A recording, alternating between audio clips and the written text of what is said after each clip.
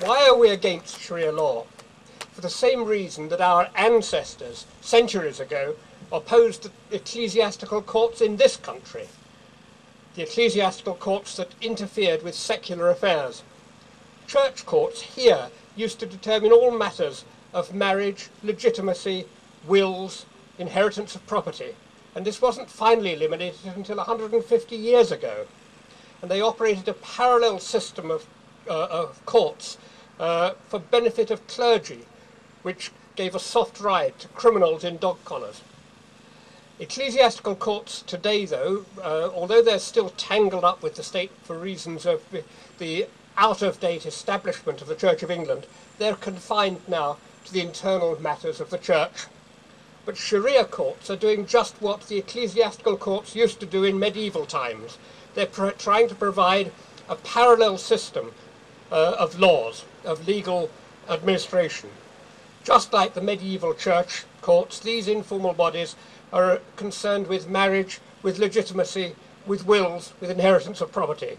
And they're showing signs of straying into custody of children and into criminal matters. Why does this matter? I'll offer you just two reasons. First, because religious law is not rational, it's not democratic, it's not open to revision.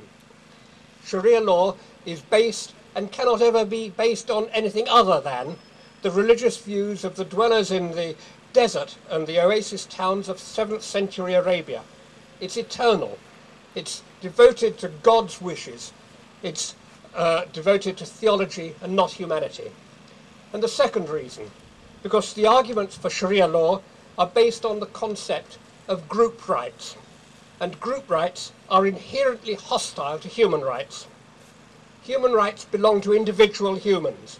Group rights subordinate the individual to the interests of the group, and the interests of the group are determined by the typically conservative and invariably male so-called community leaders of the sort that this government loves to consult.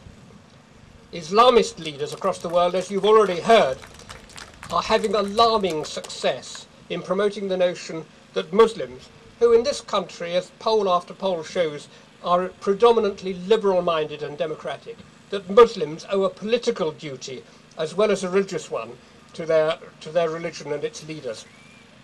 Islamic states, as you've also heard, have time and again got resolutions passed the Human Rights Council and the General Assembly of the United Nations demanding that defamation of religion should be treated as an abuse of human rights and even criminalised. They've done it again recently. Why? Well, partly, of course, it's these states asserting themselves politically against the Western democracies. But while they talk about Islamophobia and about the Danish cartoons and so on, their real targets are usually their own followers. It's other Muslims who end up being charged with blasphemy because they dare to think for themselves. It's other Muslims who are sentenced to death for changing their religions. That's the problem with group rights.